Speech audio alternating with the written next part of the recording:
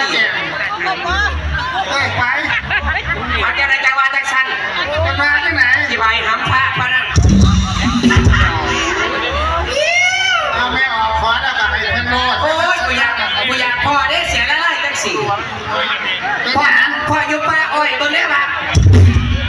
กูสิด่าไล่คำทายดีแก่โอ้ยเป็นพระเป็นเจ้ามหาเห็นเป็นตัวจีบตัวเด่นเจ้าในมหารอบเพชรกับมาเตี้ยนอยู่เพราะมันนี่รอบเพชรกับในอาตมาไม่ได้รอบเพชรเนี่ยแหละอันนี้นักขนาดแหล่โอ้ยจะมาแหล่แต่ใส่ดนตรีก็รอบเพชรมันนะแต่ชากูได้บอกพยาบาลเปิดชาบอดทอดชีทุกขุนมาขึ้นคนเปิดได้อยู่มาเล่นเล็กน้อยมาเป็นเล่นน้อยแล้วพอคนมาเล่นเล็กน้อยเล่นน้ำน้อยโอ้ยจ้าไม่หัวจับต้องสุเมียกูเลยล่ะ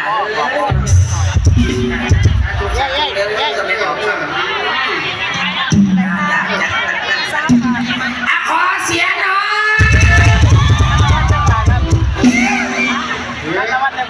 เสียงยังบอกขอเสียงหน่อยก่อนนะวันอันที่เด็กสีดอกว่าผู้ใหญ่เป็นไหนก่อนอัตมาเนี่ยมากวนตัวมากวนกับเข้าใจที่ดอกที่มาหาเตียนเอาเงินยังคนผิดเสียผิดชิ้นแล้วจังไหนก็ยังมาบ่ได้แหลบใส่ดนตรีก็ยังมาแหลบทำมาบ่อย่างอื่นที่ไปใส่มาใส่กับคนอื่นก็พ่ายยำก็ใส่นี่ดิเขาไปเดินมายำไม่หยังสั่งตุ๊กตาน้อยไข่ต้นมันมีซื้ออยู่นี่อย่างเบบี้ทีเป็นไปได้หน่อยเนาะอมบุญฟังไฟบุญก็เลี้ยงหลวงพ่อท่านหน้าดวงถ้าจะสีมันจีบก่อนอาตมาผู้เดียวนี่แหละไม่หนักกันแล้วเต้ยตีโอ้ยใจเต้ยไม่ท้องนางเขามาเป็นนางเจนของจากของเราเต้ยเขาเต้ยเลยตัวอันนี้มึงยังแค่แบบก็ไม่ออกเลยไปจ้าโอ้ยสมานอกกันแต่รถแกกูรถชุบดีกันนะตัวไหนคะแต่ผู้ใหญ่ตีหลอดไม่อยากเจ็บก็ตีแห้งก็นี่จ้าเนี่ยผู้ใหญ่เล่าเพื่อนจ้าไม่ยังไงใหญ่เด้อตีอีกไม่กว่าเนี่ยเขาก็ได้ยินเสียงคนไหนวะ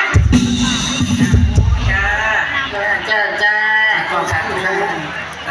จะมาสาธุเขาไม่มาได้อันมันไม่เป็นแสกใช่มาได้พวกเจ้าคนเดียวใช่มาได้โอเคเจ้าสองคนมาสู่ฝ่ายพวกเดียวโอเคพวกเช่นกันทำเนี่ยมาดีเลยโอ้ปาได้ป่านะจำใจแม่เจ้าจะละผู้บรรเลียงมาผู้บรรบ้านวงยังพอแล้ว20 บาทพี่บาทแล้ว20 บาทนั่นมันเหลือมันขัดยังไงจะมาขอเพลงกับกระโหลกวันไม่ใช่ลองไอ้นะพอเดี๋ยวลองไอ้จ้าคือจาก4 ดอกแม่ผู้ใหญ่อันตาม่านอันประกาศในเพื่อนบอกว่ามาเอาจากหันจากเพี้ยนมาจากหันจากเพี้ยนสลับเมื่อนี่พิเศษสุดกลางชั้นถ้ามันคุณหมอจากโรงพยาบาลหน้าดวงเพิ่นสิมาตรวจพยาธิไปไม่ได้ตับเพราะดีเถอะหลวงพ่อก็ต้องตีก่อนมากเพิ่นสิมาตรวจความแล้วก็สันเขาลบมาจากหันจากเพี้ยนความแล้วก็สันเขาแล้วก็เรียบร้อยแล้วเป็นวิธีการของคุณหมอต่อเพี้ยนกันไหนละบ้างเขาตีก่อนเลยเพิ่นก่อนเพี้ยนเขาว่าขาดไปเช่าขาดแล้วก็ตีได้ให้เขาตัวมันจะเป็นอย่างที่ได้ยุติตีโลดตีเม็ดของชุดเนี่ยเนาะตีกระชากมันจะมันได้ยินเสียงอันเยียบเลยนะอัตมาเนี่ยเด้อผมว่าอยากเนาะอันตีก่อนให้กรรมการเด้ออันช่วยกันเด้อต่อย